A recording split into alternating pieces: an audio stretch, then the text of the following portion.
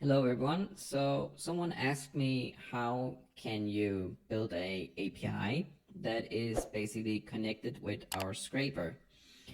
And basically there's two ways that you can approach this. You can either have a scraper that is run at a timed interval.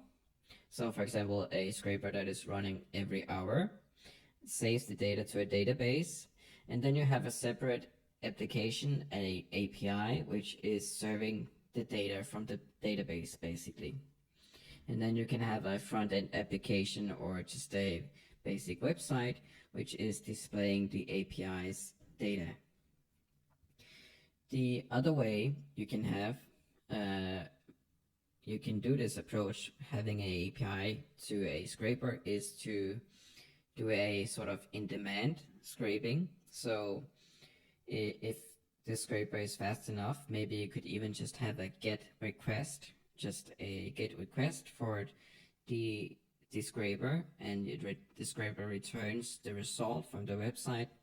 If the scraper is a little slower, maybe you would do sort of a create or post request, and you would maybe get an ID back of the scraping request, and then once the scraping has finished, you could use this ID to get the data once the scraping has finished. In both cases, you could save the scraping result to a database. It could either be a document-driven database such as MongoDB, or it could be a SQL database. So that's what we're going to look at in this section. In particular, it's going to be GraphQL for now, and then it's going to be MongoDB or MLab, which we're going to be using. So hang in there, and we'll look at how you can save your scraping results to a MLab database and how you can expose the data on GraphQL. Okay, everyone, so I think it makes sense that I draw out a little bit about when I want to talk about the disadvantages and advantages to either the timed method and the on-demand method. So here we go. We have the so let's say we have the timed method here.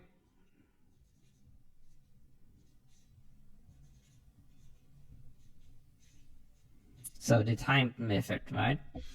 So that method means that, let's say we have 1,000 users.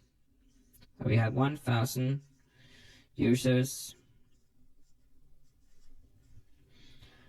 lots of happy guys here, 1,000 guys, and they want your data. They want your data that you have on your scraping website. So my scraping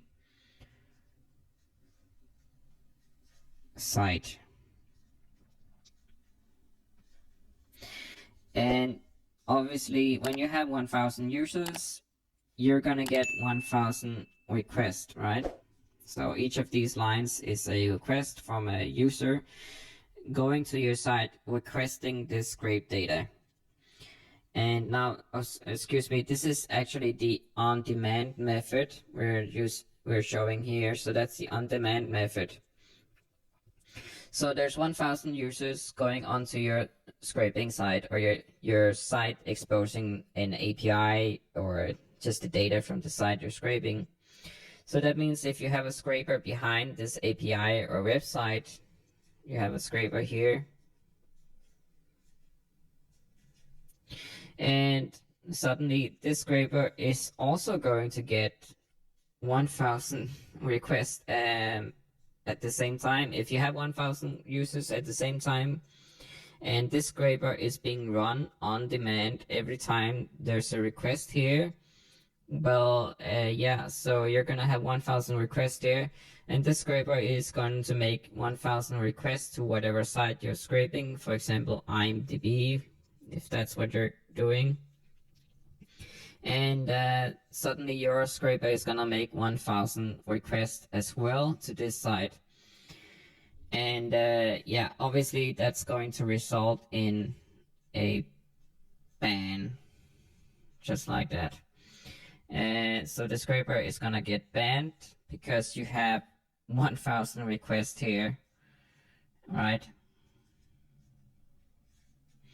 And obviously your users are happy because, or at least for a while, because they're getting the newest data from the scraper, but not for a long while, because your scraper here is gonna get banned because it's making 1,000 requests to this site. So IMDb or whoever you're scraping is gonna go like, whoa, what is this? What is going on here? This guy is making 1,000 requests to our site. He's gonna get banned now. So that's the on-demand method, this one here, where you just scrape as you get a request. And obviously you can see that doesn't go well when you're scaling and when you have lots of users. But if you want the newest data that's on the site, then okay, it's fine, but you can't scale it up to having 1,000 users. So that's where the timed method is a lot better. So let's see again. So we have 1,000 users, right? Happy guys again here. And they make a request to your scraping site.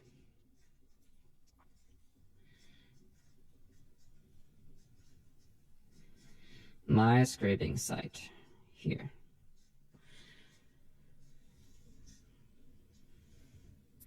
So see, lots of requests, right? So 1,000 requests here from to your site. And yeah, so, but then your site is just gonna go and look at a database. So some kind of database. And this could be this could be MongoDB, this could be MySQL, SQL database, any kind of database. You're just returning the database values basically back to your users. But this database is instead being filled from the scraper you're running in a separate location over here. So you just have a scraper that you run here at an interval of run, for example, run every hour, 1 hour,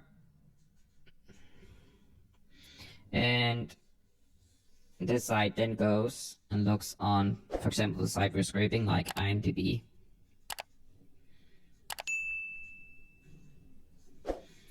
So suddenly your site is only making one request every hour to IMDb, and IMDb is not gonna care about that at all. They wouldn't care about that. And then once your scraper has one every hour, it saves the data to the database. And yeah, so that's how suddenly you can have lots of users and scale up to your scraping sites, whatever you're running. But obviously the data that we are getting here is 1 hour old at most, so your users is not guaranteed to see the newest data.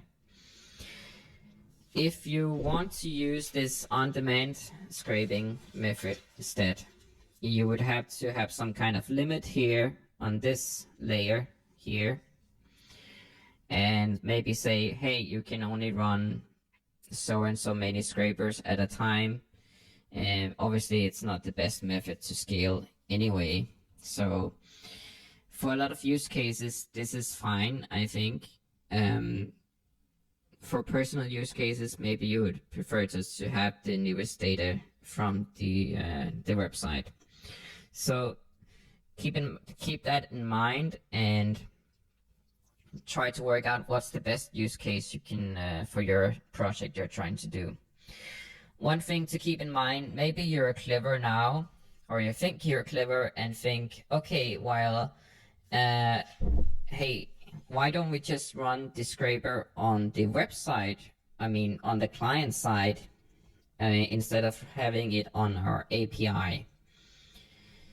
And yeah, that's not going to go so well. I had one student asking me about this, and basically all new browsers have something called cores, which is something to prevent cross-origin requests from other sites. So if they go to your site, myscrapingsite.com or whatever, and their client is suddenly making requests to IMDb, the Chrome browser is not going to allow that. So client-side scraping is not really possible.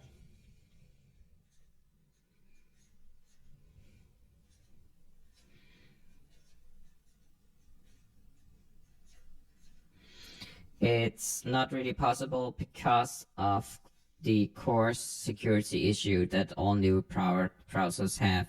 So I would not say that this is a feasible solution, unless of course your users is willing to download, for example, an extension to Chrome that disables the core security, which I don't think is gonna happen.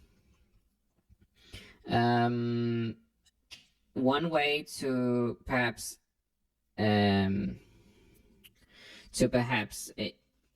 avoid this issue, you think then could be maybe to make a proxy. So the client thinks that it's making a request to your API, but your API is sending the request further on to IMDb. But you're gonna run into the same issue again, which is that you have a ton of requests from your API onto IMDb. You just took out the scraping there and put it on the client side instead. So client side scraping, I don't recommend it. Please don't do it unless you're doing it for personal projects or something like that. Stick it in the API level instead and try to use the time method. I think that's the best sort of solution for most of the cases. Anyway, I hope that you got something out of this, and in the next sections we are going to look at creating an actual API, setting the data to a MongoDB database from our scraper, and so on. So see you in the next sections.